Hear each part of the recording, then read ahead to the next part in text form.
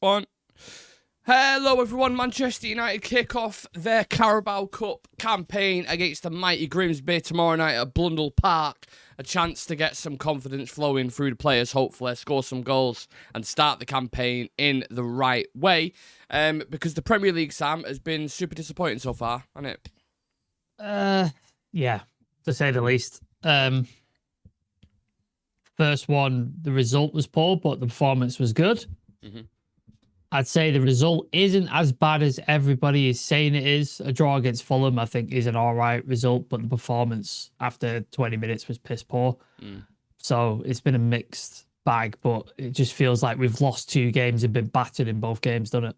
Yeah, that's definitely the feeling. When you've got 1 point from two games and you've conceded 2 goals and scored one, and the only goal that you scored is an own goal at that as well, when you spent £200 million on your attack. I know perspective's important. I lost my rag a little bit after the game. I was a little bit over-emotional, which I do at times. But yeah, it's not a great start, so you're hoping confidence coming into this one, or gain some form of confidence from it, score 3-4 goals, get players some minutes in the legs, players like Kobbie Mainoo we'll talk about a little bit later on. But just kind of the last thing on that Fulham game, what really disappointed you personally about that?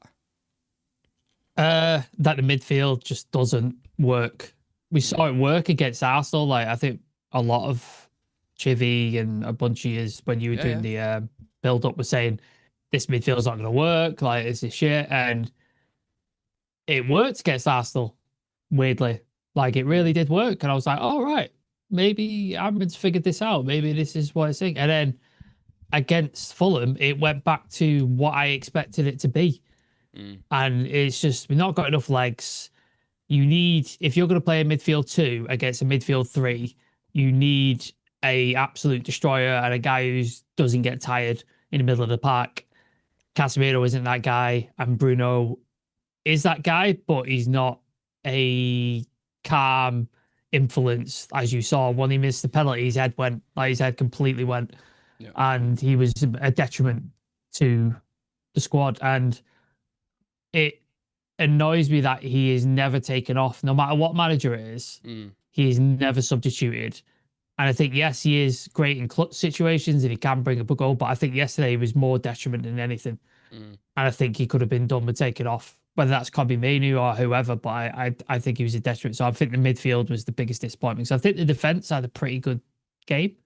And I think Cunha was good for the first 20 minutes, but then sort of fell off after that. So yeah, midfield was the biggest sort of worrying thing for me. And if the rumours, or not rumours, but if the reports for Mark Critchley and Laurie were well to be believed, we may not sign a midfielder, which is even more worrying for me.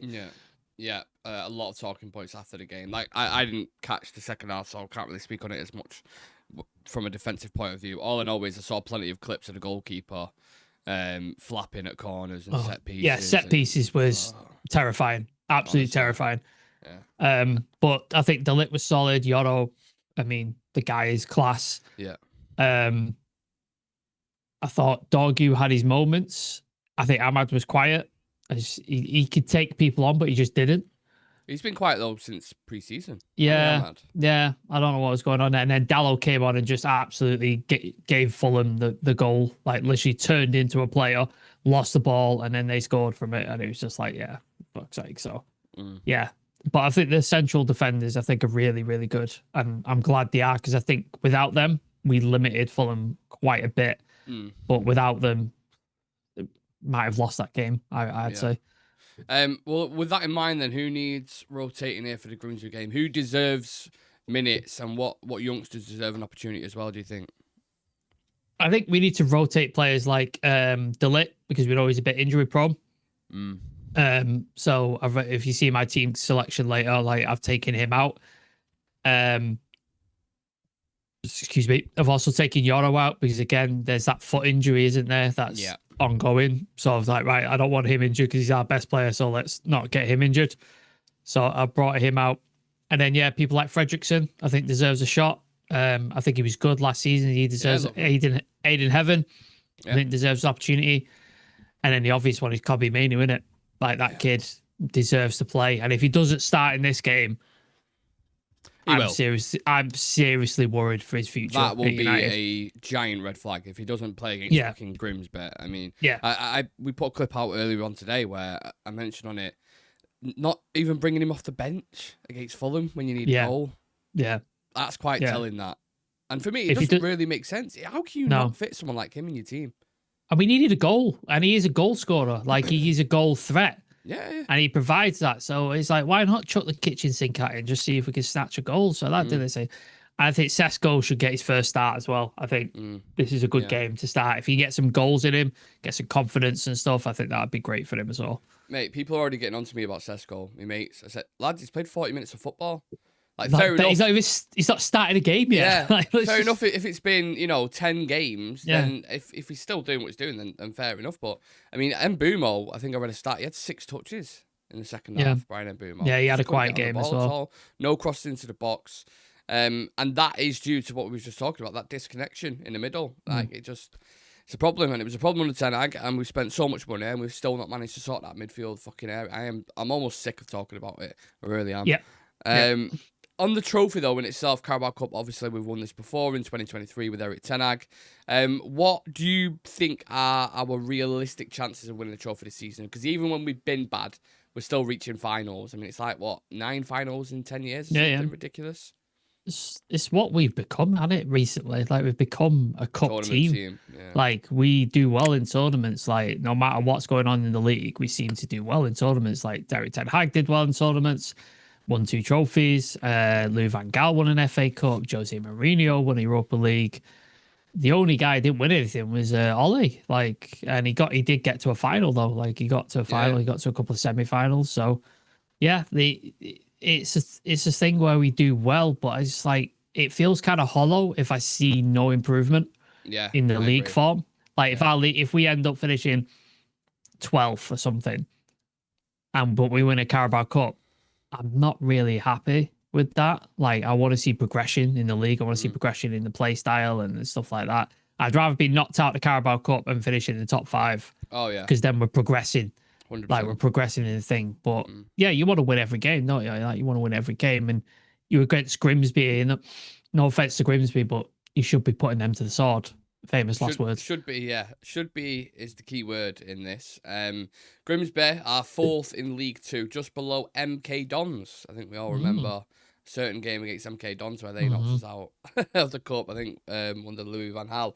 But listen, we don't watch Grimsby week in, week out. I think it's probably comfortable to say the majority of viewers, unless you are a Grimsby fan, don't watch them week in, week out. So what I've done is I've just given you 5 facts about Grimsby Football Club. So here we go.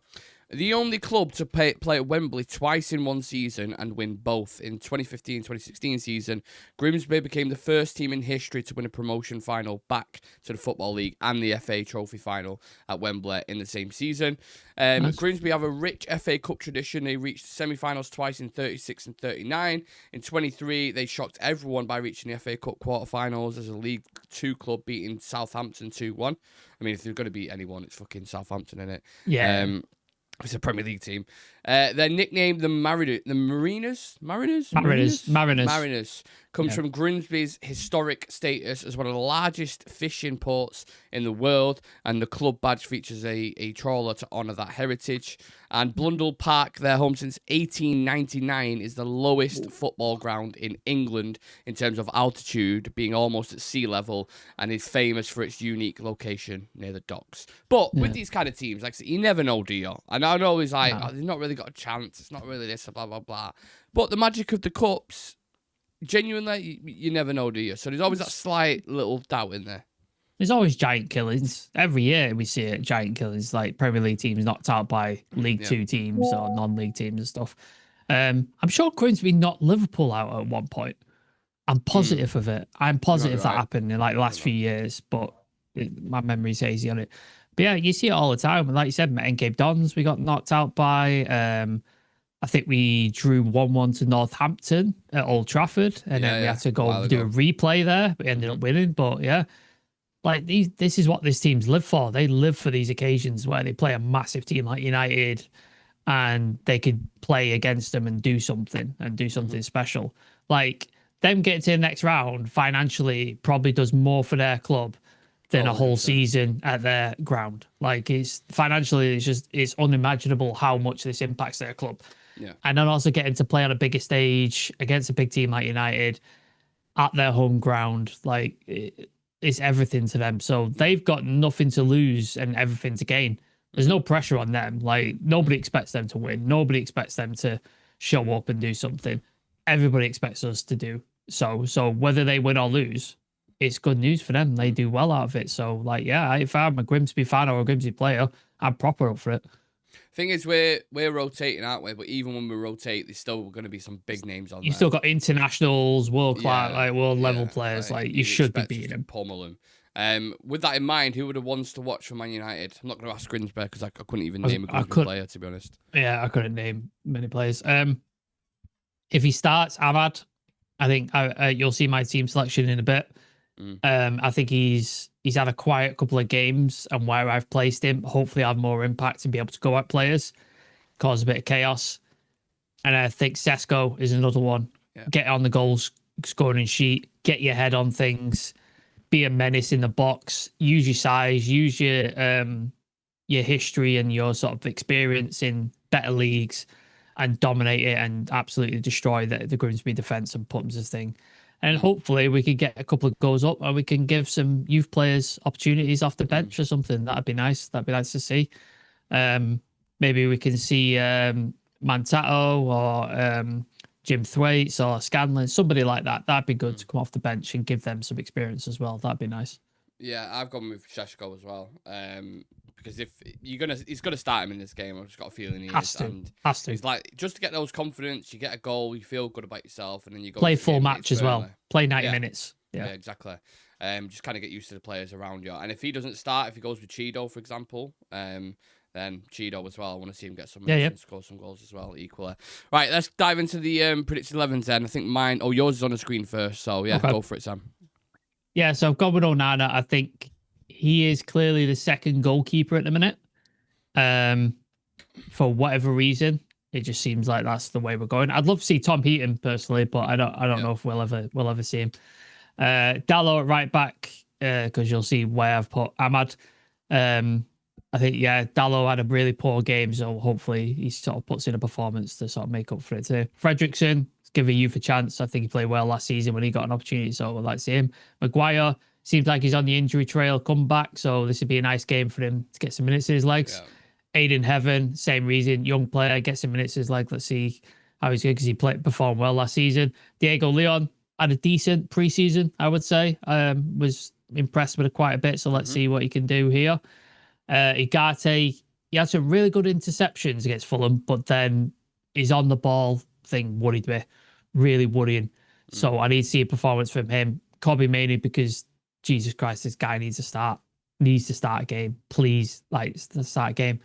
Cunha, just because I think he's been our most impressive forward, and I don't think he's going to over rotate stuff, so I'd like to see him keep his place. Ahmad on the right 10, just because I think he might be a bit better out there rather than right wing back. Give Mason Mount a rest as well because he's been running into the ground as like the last two games, so give him a rest.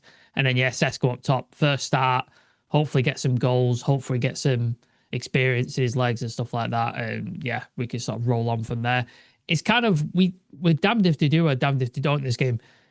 If we win, everybody expects saying, "Oh, well, yeah, he should be beating Grimsby." If we lose, Jesus Christ, all chaos is going to break loose, isn't it? Just everything is going to go out the fucking window if we lose. So there's no winner for us, really. It doesn't really benefit us. Well, that's why I think he will go quite strong, because he just can't risk any element of a draw or a replay or any. I don't even know if they do replays anymore, to be fair, in the Carabao Cup. But you just can't risk that factor at all. So I agree with that. I've gone similar. To be honest, I forgot about Diego Leon. Completely forgot about him. So I put Amas at wing back, but I would have gone with Leon if I didn't know that. I've gone with Heaton because there's a weird thing with Onana at the minute. Yeah. Where, like, I just don't know what's going on. I don't know if he's trying to do what he did with Rasmus Højlund, where you push him out. Forced to move a little bit. He's been on the bench. He's been on the bench though, hasn't he? Yeah. Whereas Højlund's not even in the squad or on the true, bench and nothing. True. So I don't know. Who knows? Dallo at wing back, same reasons. Fredrickson, Maguire, Heaven, Mainu and Ugarte in the middle, because like we said, if you don't start Kobe Mainu in this game, just you might as well sell him now. pretty Yep. much. Mount, I've gone for on the right-hand side. Maybe he'll go with Ahmad. I don't know. It's a toss-up between them, literally 50-50. Sesko and then Xerxes I've gone with. Now, Xerxes is one where I don't know if he's fit enough to play the full 90 minutes. So maybe Xerxes. I'm going back through on my team now, and I'm like, actually, I don't know. But I'll just go with that because it's something different. I think Xerxes could work well with someone like Benjamin Sesko and Mount in there just because that is a Duracell bunny and he could just run about. He's got legs. So, yeah, that's what I've gone with. We'll see. We shall see what Ruben Amorim goes with. Now, let's do a bit of a quick fire round of people who are watching this. I was going to say live or later. Obviously, this is a pre-record. So people who are watching this now, this is for you guys as well, so get involved. What's the percentage that Man United lose this game? 15%. Oh, that's a lot stronger than I thought you'd go. I thought you'd say like 1%. No, like there's always room for losses in the cup competitions. Like it always happens. So I'm not going to be blindly sort of optimistic. Yeah. One of the questions is, will Sesko start? Obviously, we've just been through your team. So, yeah. Will Man United score more than 3 goals? I hope so. I really hope so. Hope, yeah. Will Grimsby score? No. No. And who in your mind is going to stand out tomorrow, do you think, if they get minutes? Got to be Manu, hopefully. Yeah. I want him to see perform. I want to see him get minutes and make himself undeniable. So Amorim goes, right, I have to play this kid. I have to fit this guy in. So yeah, agree with that. Right, let's do score predictions then to finish the preview off. Getting to the 20-minute mark. So I'm just going to go straight up, nice and easy. Man United 2-0 win. Grimsby. Interesting. I'll go a little bit more positive. I'll go 3-0 United. Do you want to name any scorers? Ahmad and then Sesko with a brace. Just lastly on Ahmad, because we mentioned him a few times throughout the thing. Do you think, when you look at Mbumo, who's coming now, you look at Cunha, who are both great players, do you think we've almost pushed players back a little bit with bringing them in? Look at Ahmad and Bruno, how they're performing at the moment. Feels like they're not at the levels. It feels like Amorim has all these quality players and he wants to get them all on the pitch at the same time. Imbalance. It causes an imbalance. So you've got Bruno in the 8, which it doesn't work. Like, it just doesn't work for me. Maybe in bigger games, maybe against the Cities, the Arsenals, maybe it works then. But in the smaller teams and most of the games we will play, I just don't think it works. You need a proper number 8 midfielder in there. And then obviously Ahmad at wing back is sometimes good, sometimes not so much. So I think, that upsets. United fans seem to be a bit weird that we can't have quality on the bench anymore. Like if somebody's on the bench, then, they should be playing. And then, all right, we'll move him out and put him in. Oh, why is he on the bench? You know what I mean? Like, it's City have got... City the other day had Foden and Rodri on their bench. Do you think any City fans were going, they should be playing? No, the team was there. It was a good team. Obviously, they got beat by Spurs, but it's a good team. Bernardo Silva plays on the bench sometimes. Marmoush's on the bench sometimes. Like, they switch up and they have quality to come off the bench. Like, back in years go by, they had Mahrez and all the sorts of things. So, United need to be the same. We need to have quality on the bench. And I just don't think calling out the manager going, why is he not playing? And then the manager himself, don't try and shoehorn all these players into your team. If you have to drop Bruno to make sure tactically we are better, drop him. Yeah. It's that simple. Like, I just don't think, even if he is the captain, I don't think he should be against dropping if he's trying to shoehorn him in. So I think the balance is not right. And I think we need to tweak and change if we need to get the balance correct. And I think midfield is the big position where we need to do that. It must be a headache for Amorim as well, wouldn't it? You think about that Arsenal game and the way we performed. He must be thinking, okay, they're starting to work now. I can see something to cling on to work with. And then you watch that game against Fulham, you're like it was like you said on the review. The second half was just like last season. The bits that you're seeing. So yeah, I know I really want to believe in this manager. I really want to go forward and win things and be a really good team, but I'm struggling at the minute. I'm really, really struggling. There's two things. If we don't get a midfielder in this last week, which is looking doubtful at the minute, it's a problem. And if that doesn't happen, Amram needs to switch up tactics and needs to move stuff around because you cannot play the two that we've got right now, like, because we'll just get destroyed. We'll get caught up and it's just not going to work. So he has to tweak something if we don't get a midfielder. And if that doesn't happen and he keeps going with the same thing, and then 8 to 10 games down the road, we've got a record of like 2 wins, 4 draws, and then 4 losses, he's basically just going to lose his job, isn't he?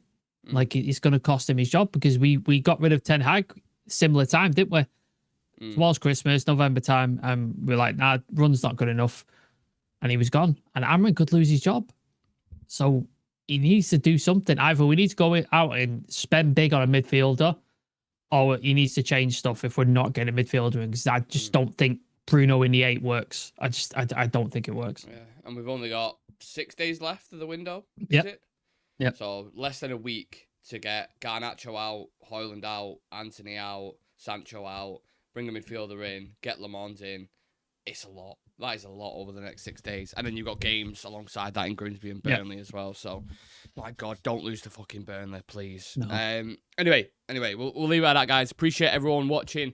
Please do leave a like on the video for us. Subscribe to the channel. This has been your preview with me, myself, and Sam for Grimsby Town in the Carabao Cup. We start our campaign on Wednesday night. See you in a bit.